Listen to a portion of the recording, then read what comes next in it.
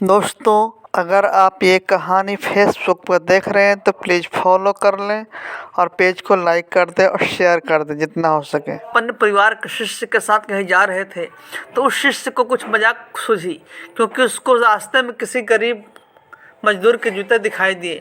उसने अध्यापक से कहा, गुरुजी, अगर हम इन जूतों को छुपा दें तो कितना मज़ा आएगा।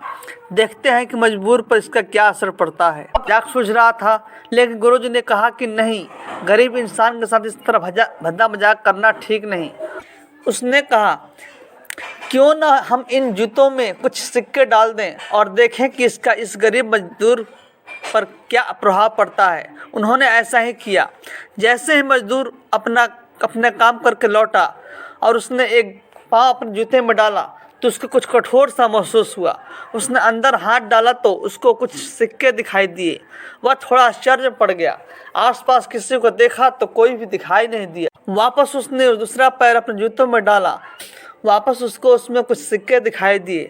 अब दोनों जूतों के सिक्के को अपने हाथों में रखा और प्रभु की तरफ इशारा किया कि प्रभु, पता नहीं किस भले मानुष ने यह सिक्के मेरे जूते में छुपाए हैं, लेकिन जिसने भी छुपाए हैं उसको मेरी दुआ है ताकि इन पैसों से मैं अपने बच्चों और पत्नियों के लिए कुछ खाना और दवाइयाँ ला सकूँगा।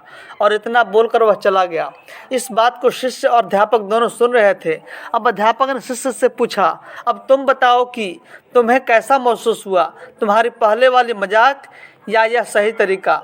तो उसने कहा कि गुरुजी, मैं आपसे क्षमा चाहता हूँ। अब मुझे समझ में आ गया कि सच्ची खुशी किस चीज़ में है।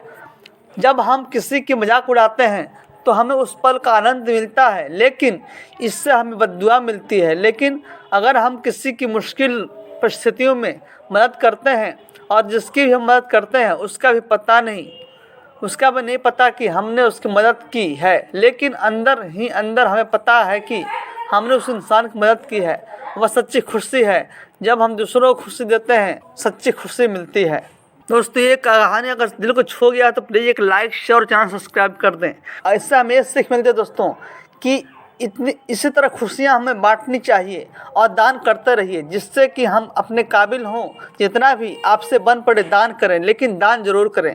इसका मतलब यह नहीं कि आपको कंपल्सरी या अनिवार्य रूप से इतने रुपए दान करना है। जितना भी हो सके, जितनी शक्ति है उतना दान करें, क्योंकि हर किसी की ज़रूरत अलग अलग हो सकती है।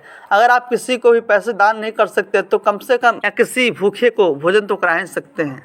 Thanks for watching.